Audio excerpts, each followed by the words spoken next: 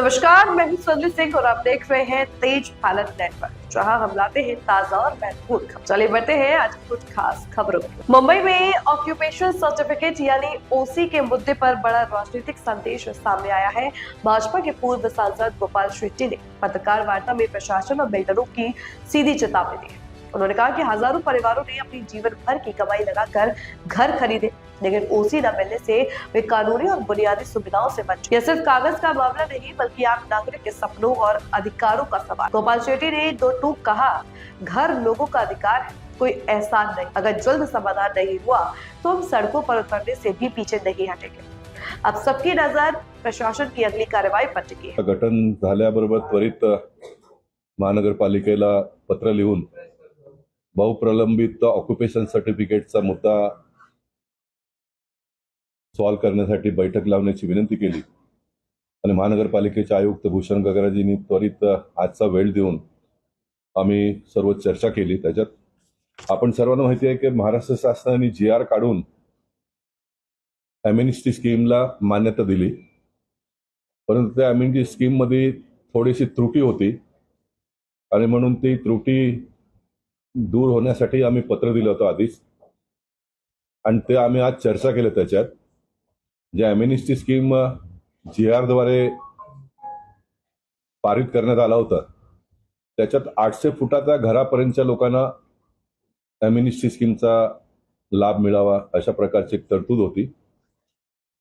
ते occupation to all हा मुद्दा आम्ही घेऊन ज्या बिल्डिंगला कॉर्पोरेशनने मान्यता दिली, प्लॅन अप्रूव्ड केलाय, त्याप्रमाणे ऑक्युपेशन सर्टिफिकेट द्यायला पाहिजे हे भूषण गगराजींनी आज मान्य केलं। त्याचबरोबर आताच्या GR मध्ये कमर्शियल मध्ये शाळा आणि हॉस्पिटलला एम्नेस्टी स्कीम मध्ये समावेश करण्यात आला होता। तर आम्ही त्यांना म्हटलं बा ऑक्युपेशन टू ऑल मध्ये जे बिल्डिंग महानगरपालिकेने कमर्शियलही पास केलं तर त्यांनाही याचा लाभ मिळाला पाहिजे, कारण आपण डिस्क्रिमिनेट करू शकत नाही। परत कोणीतरी कोर्टात गेलं तर मग परत आणखीन लोकांना खर्चिक सुद्धा आहे आणि लोकांवरती एक अन्याय केला असाही होऊ शकतो आणि आपण काही असा आउट ऑफ द बॉक्स जाऊन कोणालाही मदत करत नाही, विद इन द रूल आपण मदत करतो। हे कॉर्पोरेशन कडनं झालेली चूक म्हणता येणार नाही। त्यावेळी नियम होता आणि त्या नियमात विकासक लोक मोठ्या प्रमाणात चोरी करतात असे आढळून आलं। म्हणजे काही लोक 4 फूटचा बाल्कनी करतात तर काही लोक 6 फूटचा करतात। तर सुबोध कुमारजींनी नियमात बदल करून कार्पेट एरियाची संकल्पना आणली। आता नियम कधी पण होतो का, एखादा नवीन कायदा आल्यानंतर जे काय बिल्डिंगला आपण मान्यता देतो त्याच्यावर ते लागू होतो, परंतु ह्या सर्व प्रकरणात ज्यांचे ऑक्युपेशन पेंडिंग होते ते सर्व ठप्प पडले आणि गेले अनेक वर्ष ऑक्युपेशन शिवाय लोकांनी त्रास लोकांना झालं। पाणीचा दर दुप्पट भरलं, ऑक्युपेशन सर्टिफिकेट नसल्यामुळे लोकांना बँकेतून लोन मिळत नव्हतं, किंवा एखाद्याला घर विकायचं असेल तर त्याला जो मार्केट रेट आहे तोही मिळत नव्हता ऑक्युपेशन सर्टिफिकेट नसल्यामुळे। तर एक फार मोठा मुंबई शहरातल्या लोकांचा पेंडिंग प्रॉब्लेम सॉल्व्ह करण्यामध्ये भारतीय जनता पक्षाला यश आला। या कामात महाराष्ट्राचे मुख्यमंत्री देवेंद्र फडणवीसजींनी अनेक वेळा फोन केला गगराजींना, एकनाथ शिंदेजींनी प्रयत्न केला, महाराष्ट्र विधानसभेमध्ये आपण लोकांनी पाहिलं असेल त्यांनी GRला मान्यता देऊन त्यांनी खूप परिश्रम घेतलं। आशिष शेलार जे आपले पालकमंत्री आणि मंगल प्रभातजी या दोघांनीही आपापली भूमिका बजावली। मुंबई भारतीय जनता पक्षाचे नवनिर्वाचित अध्यक्ष अमित साटमजींनी एक कमिटीचा गठन करून त्याच्यात मला ही जबाबदारी सोपवली आणि माझ्याबरोबर जे काही लोकांनी काम केलं या सर्व लोकांनी खूप मेहनतीने खूप कमी वेळामध्ये एक प्रस्ताव आम्ही सादर करून असीम गुप्ताजींना दिलं आणि असीम गुप्ताजींनी त्याला लवकरात लवकर मान्यता देऊन ज्या काही उरलेल्या त्रुट्या होत्या तेही आज भूषण गगराजींनी मान्यता देऊन पुन्हा आम्ही आता जीवडीकडे 2 दिवसात पाठवणार असं ते बोलले। म्हणजे एक ऑक्युपेशन सर्टिफिकेटचा खूप मोठा प्रॉब्लेम सुटला आहे असं म्हणायला काही हरकत नाही। त्याचबरोबर दुसरा एक मुद्दा आम्ही घेतला, मुंबई शहर ज्यावेळी अस्तित्वात येऊन कॉर्पोरेशनचं कामकाज सुरू झालं तर त्यावेळी 1962ला जेवढे स्ट्रक्चर्स होते त्याची एक यादी बनवली आणि 1962 पर्यंतच्या स्ट्रक्चरला टॉलरेटेड कॅटेगरीमध्ये टाकलं. आता टॉलरेटेड कॅटेगरीमध्ये का टाकलं? तर एखादा रोड वायडिंग झाला तर मग त्यांना पर्याय जागा देण्यासाठी किंवा डेव्हलपमेंटच्या कामामध्ये ह्या सर्व झोपडी किंवा कमर्शियल एस्टॅब्लिशमेंट आलं तर त्यांना पर्याय जागा देण्यासाठी तो एक कायदा आपण लोकांनी बनवला. आणि कल्पना अशी होती का 1962च्या नंतर सर्व जे काही घरं बांधले जातील ते सर्व परमिशन घेऊन किंवा अन्य औद्योगिक व्यवसाय या मुंबई शहरात सुरू झाले. मोठ्या प्रमाणात लोक बाहेर अन्य राज्यातून यायला लागले आणि जिथे जमीन लोकांकडनं विकत घेऊन काही लोकांनी पैसे देऊन विकत घेऊन घरं बांधली, काही लोकांनी सरकारी जमिनीवरती बेकायदेशीर बनवलं. आपल्या सर्वांच्या माहितीसाठी काही ठिकाणी महापालिका आणि सरकारच्या लोकांनी अशा लोकांना बसवण्याचंही काम केलं. हे कसं? तर मुंबई शहरामध्ये सिवरेजचा मोठ्या प्रमाणात आपण लोकांनी कामकाज सुरू केलं. तर सिवरेजचं काम करण्यासाठी आंध्रा, तामिळनाडू इकडनं सर्व लेबर कॉन्ट्रॅक्टर लोक पकडून आणत होते. तर असे हे सर्व लेबर कुठे एका 2 रूम किंवा 3 रूम बेडरूमच्या घरामध्ये राहणार नाही, कारण आपल्याकडे घरच नव्हते उपलब्ध. आणि जिथे महानगरपालिकेची जागा होती तिथे झोपडी बांधून राहायला सांगितलं. 5-5, 10-10 वर्ष काम चालले आणि ते तिकडे स्थायी झाले. त्यांच्या मुलांना मग इथे ऍडमिशन, त्यांचा रोजगार, मग दुसरा प्रोजेक्ट झाला. म्हणजे हे सर्व कामगारच होते. तसेच MTNL आला, रेल्वे लाईनचे वाढायला लागले तर रेल्वे लाईनच्या ऑफिसरांनी रेल्वे लाईनच्या जागेवर बसवलं. असं करत करत झोपडपट्टी या मुंबई शहरात वाढलं गेलं. आणि एकूणच ज्या लोकांना या गोष्टीचा अभ्यास नाहीये त्या लोकांनी एक चित्र असं उभं केलं का काय कुठूनही लोक आल्याने मुंबई शहरामध्ये झोपड्या बांधले, असं एक चित्र निर्माण झालं. परंतु सरकारला ह्या सर्व गोष्टीचं ज्ञान होतं, त्यामुळे मग मार्ग काढण्यासाठी स्लम ऍक्ट आपण लोकांनी आणला 1976ला. स्लम ऍक्टच्या माध्यमातून लोकांना प्रोटेक्शन दिलं. 76ला स्लम ऍक्ट आला. नंतर आपण ते 80, 85, 90, 95, 2000 आणि आता शेवट 2011 पर्यंत केलं. हे 2011 पर्यंत आपण लोकांनी केलं तरी गाईडलाईन 1962चा तर आजही सुरू आहे. एखाद्याने घर रिपेअरिंग केलं तर एखादा कोणी RTI ऍक्टिव्हिस्ट किंवा कोणी तक्रार केली, महापालिका नोटीस काढते, 1962चा प्रूफ असेल तर तो टॉलरेटेड आहे असं एक चित्र निर्माण झालं. आणि बाकी त्यांना मग तोडण्याचा आदेश काढतात, मग ते कोर्टात जातात. तर हजारो केसेस कोर्टात प्रलंबित आहेत. महानगरपालिकेला मोठ्या प्रमाणात खर्च करावा लागतो ह्याला. आणि लोकांनाही विनाकारण, मी हे जबाबदारीने सांगतो, विनाकारण लोकांना हैराणीला समोर जावं लागतो. म्हणून भारतीय जनता पक्षाने गेले अनेक वर्षापासून हे डेटम लाईन पुढे व्हावा यासाठीचा प्रयत्न केला. या बाबतीत मी आशिष शेलारजी आणि मंगलजींना पत्र लिहिलं, महाराष्ट्र मुख्यमंत्री, उपमुख्यमंत्री यांनाही पत्र लिहिलं. तोही एक मॅटर पेंडिंग होता, तेही आम्ही खूप आज सादरबादर चर्चा केली भूषण गगरानींबरोबर. थोडा टेक्निकल मुद्दा आहे असं त्यांचं म्हणणं आहे, परंतु मला वाटत नाही याच्यामध्ये काही टेक्निकल मुद्दा असेल. तर टेक्निकल मुद्दा असला तरी आमचे गणेश कणकरजी ग्रुप लीडर आहेत, ॲडव्होकेट आशिष शेलार जे आहेत, हे सर्व लोक सक्षम आहेत. येणाऱ्या काळामध्ये ह्या विषयालाही न्याय मिळेल. आणि हे सर्व दोन्ही प्रस्ताव 2 दिवसात करून सरकारकडे पाठवायचा असा निर्णय आज कॉर्पोरेशनमध्ये झालेला आहे. आणि मला विश्वास आहे गणेश कणकर आणि त्यांची सर्व टीम हे 2 दिवसात सरकारकडे पाठवून ह्याला मान्यता प्राप्त करून घेतील आणि मुंबई शहरातला एक फार मोठा दिलासा येणाऱ्या काळामध्ये मिळेल. आपल्या माहितीसाठी डेटम लाईन 1962चा आज असला तरी 2000चा स्लमचा कायद्यामुळे लोकांना पर्याय जागा दिल्याशिवाय कोणाचा तोडायचा नाही अशा प्रकारचा एक पुन्हा कायदा आहे. आता आपल्याकडे PAP द्यायला नाहीये म्हणून कॉर्पोरेशनने एक परत नवीन सिस्टम डेव्हलप आपण लोकांनी केलं. आपण त्यांना तर रोख पैसेही देतो, रोख पैसे आपण त्यांना देतो. परंतु 1962चा हा डेटम लाईनमुळे खूप कामामध्ये दिरंगाई आणि गतीने आपण काम करू शकत नाही. आज आपल्याकडे पैसाही भरपूर आहे, 74,000 कोटीचा आपला बजेट आहे.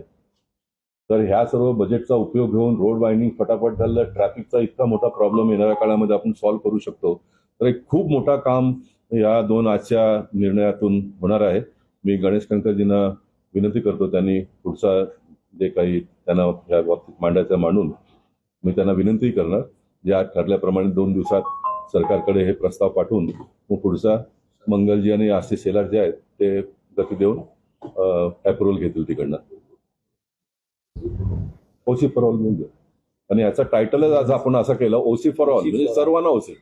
जो GR आला त्याच्यामध्ये त्रुटी होती, काही लोकांना ओसी मिळत होता, काही लोकांना मिळत नव्हतं. म्हणून कॉर्पोरेशनचा नियम होता, तरी देवेंद्रजी आम्हाला सांगितलं राजकारणाच्या ठिकाणी आपण ठेवू, पण सर्व मुंबई शहरातल्या लोक ऑक्युपेशन मिळायला पाहिजे म्हणून निवडणुकीच्या नंतर हा मुद्दा आपण परत हातात घेऊ अशा प्रकारचं त्यांनी आम्हाला सूचना केली होती. त्याप्रमाणे आम्ही एवढा मोठा निवडणुकीचा प्रोसेस असतानाही खूप मन मोठा करून आम्ही पुढची तारीख त्याला दिली. आम्ही मुंबई शहरातल्या लोकांनाही धन्यवाद देऊ इच्छितो. ऑसीचा मॅटर पेंडिंग असतानाही बहुमताने भारतीय जनता पक्षाला आणि शिवसेनेला निवडून दिलं. त्याबद्दल मुंबई शहरातल्या सर्व नागरिकांनाही मी धन्यवाद देतो आणि मी हे वचनही देतो की खूप लवकरात लवकर गणेश खनकरजींच्या नेतृत्वात मुंबई शहरातल्या लोकांना ऑक्युपेशन सर्टिफिकेट मिळेल. गणेश, आज आयुक्तांकडे आमची या संदर्भातली बैठक झाली. या विषयाचा माननीय आमचे माजी खासदार ज्येष्ठ नेते गोपाळ शेट्टीजी हे गेल्या अनेक वर्षांपासून विविध स्तरांवरती याचा आवाज उठवत होते.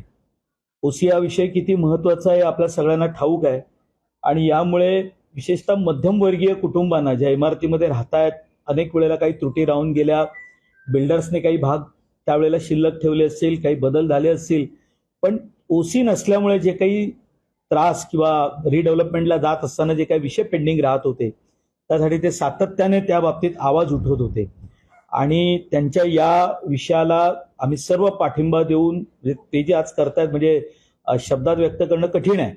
त्यांनी इथपर्यंत तो विषय आणला. आज त्या विषयातला काही त्रुटी असतील किंवा जी काही विषय पुढे न्यायच्या बाबतीत एक आमची चांगली बैठक आयुक्तांकडे झाली. माझ्यासोबत नगरसेवक बाळा तावडे असतील, आता शिक्षण समितीवरती ज्यांची नियुक्ती झाली ते निखिल व्यास आहेत आणि मुंबई शहरामध्ये एक जी काही नामांकित वास्तुविशारद आहेत त्यापैकी अरविंदजी स्वतः आणि ज्यांना या विषयातली टेक्निकल माहिती आहे असे नगरसेवक आणि आता ॲडव्होकेट आहेत स्वतः सिद्धार्थ शर्मा, असे आम्ही सर्व आयुक्तांकडे होतो. पुढच्या 2 दिवसामध्ये या संदर्भामध्ये यातला प्रस्ताव तयार करून ते असीम गुप्ता यांच्याशी चर्चा करून पुढे पाठवत आहेत आणि आमची लगेचच बैठक होईल. जसं माननीय गोपाळ शेट्टीजी आमचे ज्येष्ठ नेते आहेत त्यांनी सांगितलं, ओसी फॉर ऑल हा जो काही आमचा विषय आणि एक मोहीम घेऊन ते चालतायत त्या बाबतीत लवकरात लवकर निर्णय होईल या विषयापर्यंत आम्ही पोहोचलेलो आहोत. त्याबद्दल मी त्यांचं अभिनंदनही करतो आणि ह्यातलं जो काही पाठपुरावा आहे हा भारतीय जनता पक्षाचा गट म्हणून आम्ही या ठिकाणी सातत्याने करत राहू. त्याच्यात एक मुद्दा राहून गेला फार महत्वाचा. 1962च्या डेटम लाईन मुळे किती मोठा गोंधळ ह्या मुंबई शहरामध्ये निर्माण झाला. तर सुकला कंपाऊंडचा विषय आपल्याला माहिती आहे. अनेक पत्रकारांनी त्याच्यात साथ दिली आम्हाला. सुकला कंपाऊंड ही प्रायव्हेट प्रॉपर्टी. सुकला कंपाऊंड सुकला नावाच्या व्यक्तींनी पाटील परिवाराकडनं घेऊन 40 वर्षापूर्वी वसाहत निर्माण केलं. असेसमेंट टॅक्स भरतात ते लोक. मुंबई महानगरपालिकेने गुमास्ता लायसन्स दिलाय छोट्या छोट्या व्यावसायिक लोकांना. परंतु एका नवीन विकासकांनी जागा विकत घेतली. त्याला माहिती होतं स्लम डिक्लेअर सुद्धा नाहीये आणि 1962चा यांच्याकडे प्रूफ नाहीये. महापालिकेला तक्रार करून कोर्ट कचेरी करून पहिल्या फेज मधल्या 181 घरं त्यांनी तोडले. बाकी आता 300 आहेत सुकला कंपाऊंड मध्ये. तर इतका मोठा अन्याय ह्या मुंबई शहरामध्ये सुकला कंपाऊंडच्या माध्यमातून झालेला आहे. आणि हे डेटम लाईन जर आपण लोकांनी 2000 पर्यंत केलं तर हे येणाऱ्या काळामध्ये कुठलाही विकासक किंवा कुठलाही धनाढ्य माणूस अशा प्रकारचा प्रयत्न करून लोकांना बेटीस धरणार नाही. इतका मोठा हा विषय आहे. माझा एक प्रश्न आहे. आपण चांगला मुद्दा मांडला ओसीच्या बाबतीत. ओसी मध्ये असे 2 प्रकार आहेत, पाटली ओसी आणि खोली ओसी. हो, पाटली ओसी जेव्हा आपण घेतो तेव्हा फॅमिलीची परमिशन म्हणा लाईट काय मिळत नाही, लोक राहायला जातात. म्हणजे काय झालं तर जबाबदार कोण? त्याबद्दल तुम्ही काय पुढे काय बोलणार आहात का? पाटली ओसीचा कॉर्पोरेशन मध्ये एक व्यवस्थाच आहे. त्याचा कारण मी असं तुम्हाला सांगेन, कारण रिडेव्हलपमेंटच्या प्रॉपर्टी असो किंवा नवीन असो, आता कमर्शियल खाली ग्राउंड प्लस 1 मध्ये होतो किंवा रिडेव्हलपमेंटच्या बाबतीत जे जुने रेसिडेंट्स लोक आहेत त्यांना ताबडतोब ऑक्युपेशन घेऊन पर्याय जागा द्यायला पाहिजे म्हणून काही विकासक लोक प्रयत्नही करतात. आणि म्हणून पार्टली ऑक्युपेशन देण्याचा एक नियमच आहे आणि तो नियमाच्या आधारेच होत असतो. पण काही विकासकांनी मग पार्टली ऑक्युपेशन घेऊन पुढचा सोडून दिलाय हे तुमच्या लक्षात बरोबर आला तो विषय. हा, नक्कीच भारतीय जनता पक्षाला तर मुंबई शहरातल्या लोकांनी निवडून दिलेलं आहे. तर मुंबई शहरातला टॅक्स पेयर हा आमच्यासाठी प्राधान्य राहील. विकासक तो काम करतो, लोकांना घर बांधून देतो, पैसा घेतो, त्याचा प्रॉफिट करतो, त्यांनी त्याचं काम करावं. परंतु या मुंबई शहरातल्या लोकांना कोणाला बेटीस धरण्याची संधी आम्ही भविष्य काळात देणार नाही. जे तुम्ही सांगितलं त्याच्यामध्ये फक्त इन्फॉर्मेशन इतकीच आहे की हा मुद्दा ओसी फॉर ऑल मध्ये अगोदर बिल्डर करायचे नाही, हे काम बिल्डर करत नाही. त्यामुळे आता पॉवर सगळे सोसायटीकडे दिलेले आहे. सोसायटीचे फायरचे सगळे जे नॉर्म्स असतील ते पूर्ण करून ओसी घेणार आहेत असं. आणि पार्ट ऑक्युपेशन मध्ये पण अगोदर फायर सँक्शन आलेले असते, ते राहिलेलं फक्त ऑक्युपेशनसाठी फायरचे जे नॉर्म्स असतात ते बिल्डर जरी पूर्ण नाही केला तरी तो सोसायटी पूर्ण करू शकते. या प्रावधान या पॉलिसीमध्ये केलेलं आहे. जेव्हा खूप सिम्प्लिफाय केला आपण, म्हणजे याच्यावर तर एक माणसालाही जर ऑक्युपेशन घ्यायचं असेल बिल्डिंग मध्ये तर तो घेऊ शकतो. त्यांनी स्वतःची जागा मापायची, पैसे भरायचे, कॉर्पोरेशनला रसीद घ्यायचा, तो मोकळा झाला. नंतर मग कॉर्पोरेशनची जबाबदारी. इतका छान नियम आम्ही लोकांनी केले. 2 दिवसात इकडनं प्रस्ताव जाईल, 1-2 दिवसात ते लोक आणखीन घेतील, म्हणजे 8 दिवसामध्ये मार्गी लागेल असा आता तरी आम्ही विद्युत करतो. सर्वांना धन्यवाद. थँक्यू. यह थी आज की मुख्य खबर तेज भारत नेटवर्क के साथ. अगर आपको वीडियो पसंद आई हो तो उसे लाइक करें, कमेंट करें, शेयर करें. धन्यवाद.